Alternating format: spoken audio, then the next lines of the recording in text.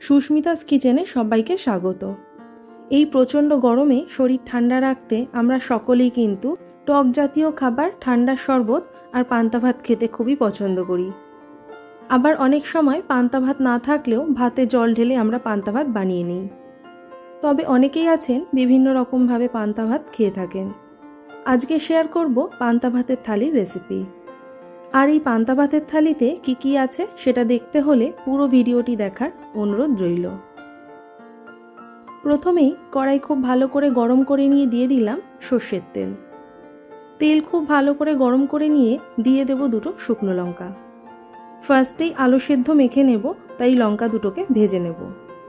আলুর পরিমাণ হিসেবে আমি দুটো শুকনো লঙ্কা দিয়েছি। লঙ্কা দুটোকে ভেজে নিয়েছি, এবারে তুলে নেব। ওই তেলের মধ্যেই দিয়ে দেব পেঁয়াজ কুচি। পেঁয়াজগুলোকে একটু লম্বা লম্বা করে কেটে নিয়েছি।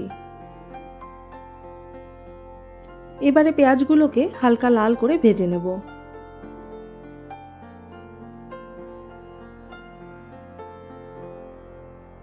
পেঁয়াজগুলোকে হালকা লাল করে ভেজে নিয়েছি, এবারে তুলে নেব।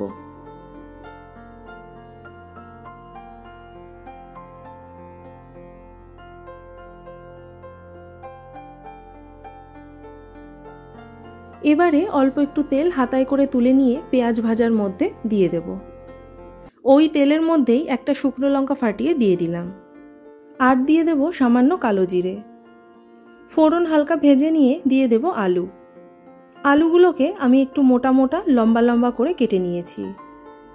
শুকনো লঙ্কার বদলে কাঁচা লঙ্কা ফোড়ন দিয়ে আলু ভাজলে সেটার স্বাদও কিন্তু ভালো হয়। এবারে আলুগুলোকে 2 থেকে 3 মিনিট মিডিয়াম টু হাই হিটে ভেজে নেব।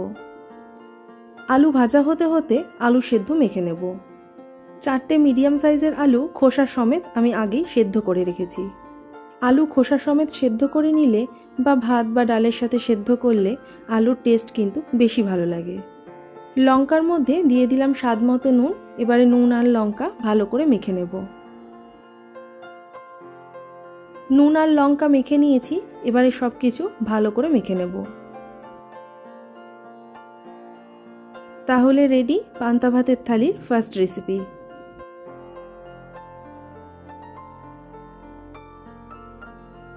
আলুগুলোকে 2 থেকে 3 মিনিট ভেজে নিয়েছি। এখন এর মধ্যে দিয়ে দেব হাফ চা চামচ নুন আর সামান্য পরিমাণে হলুদ। নুন আর হলুদ ভালো করে মিশিয়ে নিয়ে লো টু মিডিয়াম হিটে আলুগুলোকে কিছুক্ষণ ভেজে নেব। আলুগুলোকে কিছুক্ষণ লো টু মিডিয়াম হিটে ভেজে নেওয়ার পর আলুগুলো ভালো মতো সেদ্ধ হয়ে এসেছে। এবারে আলুগুলোকে হাই হিটে একটু লাল লাল করে ভেজে নেব। আলুগুলো ভাজা হয়ে এসেছে, এবারে তুলে নেব। তাহলে রেডি পান্তা ভাতের থালির সেকেন্ড রেসিপি।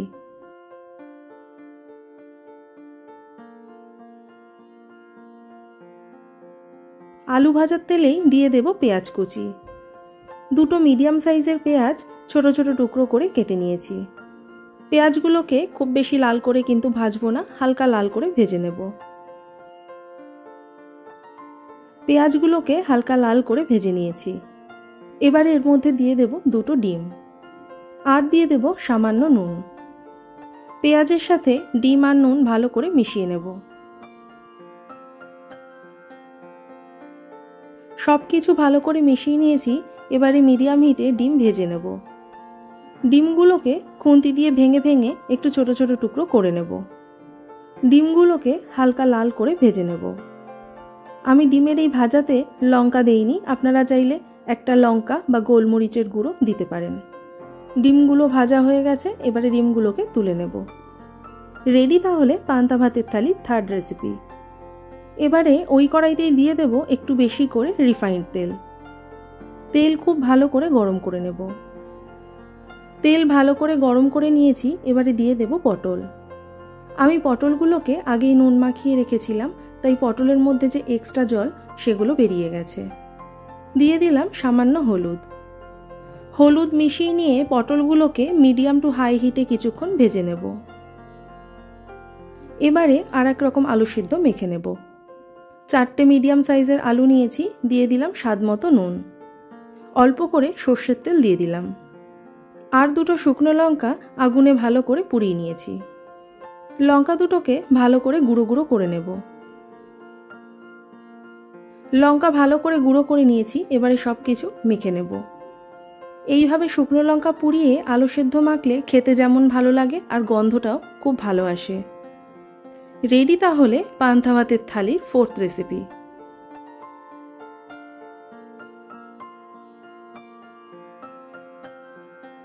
পটলগুলোকে কিছুক্ষণ ভেজে নেওয়ার পর এবারে উল্টে দেব। ডালের বড়া গরম গরম ভাজা না থাকলে খেতে কিন্তু অতটাও বেশি ভালো লাগে না, তাই সবশেষে বানাবো ডালের বড়া। আমি এখানে 1 কাপ মসুরির ডাল আর 1/3 কাপ মটর ডাল নিয়েছি। ডালগুলোকে ভালো করে ধুয়ে 3 থেকে 4 ঘন্টার জন্য ভিজিয়ে রেখেছি। ডালগুলোকে জল থেকে তুলে নিয়ে মিক্সির বাটিতে নিয়ে নিলাম। এর মধ্যে দিয়ে দেব 4 থেকে 5টা কাঁচা লঙ্কা আর কয়েকটা রসুনের কোয়া। এবারে ডাল, রসুন আর কাঁচা লঙ্কার স্মুথ একটা পেস্ট বানিয়ে নিলাম। ডালের বড়া আমরা বিভিন্ন রকমভাবে বানিয়ে থাকি, তবে এইভাবে একবার বানিয়ে দেখবেন, খেতে খুবই ভালো লাগে। মিডিয়াম সাইজের 2টো আলু একদম ছোট ছোট টুকরো করে কেটে দিয়ে দিলাম। আর দিয়ে দিলাম পেঁয়াজ, 2টো মিডিয়াম সাইজের পেঁয়াজ ছোট ছোট টুকরো করে কেটে দিয়ে দিলাম। ডালের বড়া একটু মুচমুচে করার জন্য দিয়ে দিলাম 2 চামচ চালের গুঁড়ি, দিয়ে দিলাম 1 চা চামচ হলুদ, স্বাদ মতো নুন, আর দিয়ে দেব 1/2 চা চামচ কালো জিরে। এখন সব কিছু ভালো করে মেখে নেব।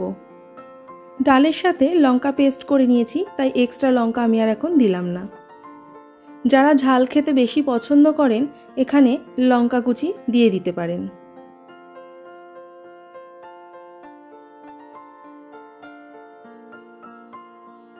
এদিকে পটলগুলোকে বেশ হালকা লাল করে ভেজে নিয়েছি, এবারে তুলে নেব।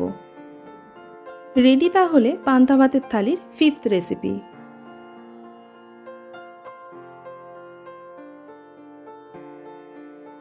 ওই তেলেই এবারে ডালের বড়াগুলোকে ভেজে নেব। অল্প অল্প করে বড়াগুলোকে দিয়ে দেব।